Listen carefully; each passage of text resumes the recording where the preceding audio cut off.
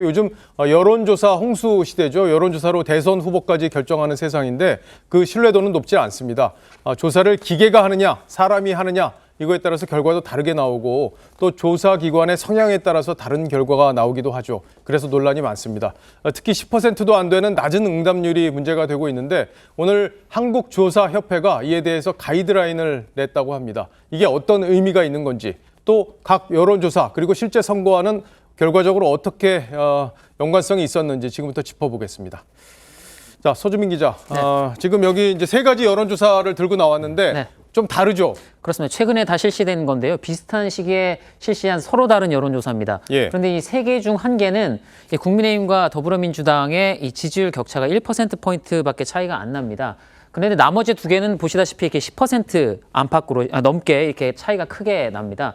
이 두 여론조사의 공통점이 하나 있습니다. 2%의 낮은 2%대의 낮은 응답률인데요. 반면에 차이가 거의 없는 이 한국갤럽 여론조사의 응답률은 14.2%로 상대적으로 높았습니다. 예, 응답률이 차이가 나는 게 사람이 네. 하느냐, 기계가 하느냐 이 부분에서 차이가 있나요? 그렇습니다. 가장 큰 이유가 바로 그 조사 방식의 차이입니다. 실제로 한국갤럽은 사람이 직접 전화해서 물어보는 이 전화 면접 방식이고요. 나머지 두 여론조사는 이 자동 응답 기계죠. 이 ARS가 물어보는 ARS 방식이었습니다.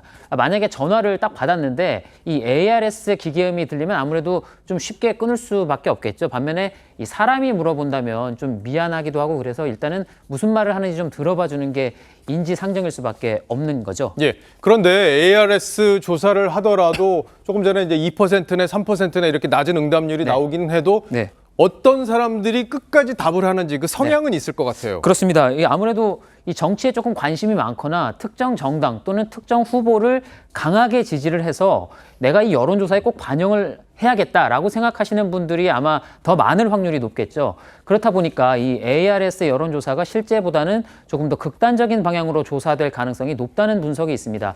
실제로 2019년에요. 이 한국통계학회가 실험을 한번 해봤는데 당시 문재인 대통령의 국정수행평가를 조사했더니 이 사람이 물었을 때 그리고 ARS 기계가 물었을 때 이 잘 못한다라는 응답이 무려 이 18%포인트 차이가 났습니다.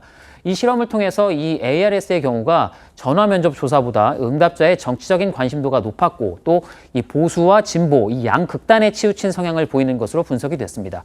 미국 대선을 앞뒀던 2019년에는요, CNN이 이 ARS, 우리나라 ARS와 비슷한 이 자동 녹음 전화로 진행된 조사는 정확성이 조금 떨어진다는 이유 때문에 인용 보도하지 않겠다 이렇게 밝힌 바가 있습니다. 예, ARS 조사 기관들은 또 편하게 답을 할 수 있기 때문에 오히려 ARS가 정확하다 이런 반론도 펴긴 하던데 예.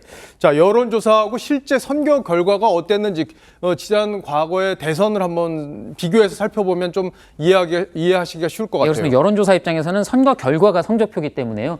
지난 대선 직전의 여론조사를 한번 보겠습니다. 이 전화 면접 방식으로 진행한 여론조사인데요. 응답률이 16.5%로 상당히 높았죠. 당시 1%포인트 차로 거의 차이가 없는 것으로 조사가 됐습니다. 실제 대선 결과도 0.7%차 박빙이었죠. 이 반면에 ARS 방식으로 응답률이 조금 6.6%로 상대적으로 조금 낮았던 리서치뷰 여론조사의 경우에는 6%포인트 차로 상대적으로 차이가 조금 더 크게 조사가 됐었습니다. 예. 어쨌든 지금까지 알려진 바로는 ARS가 조금 더 응답률이 떨어지기 때문에 네.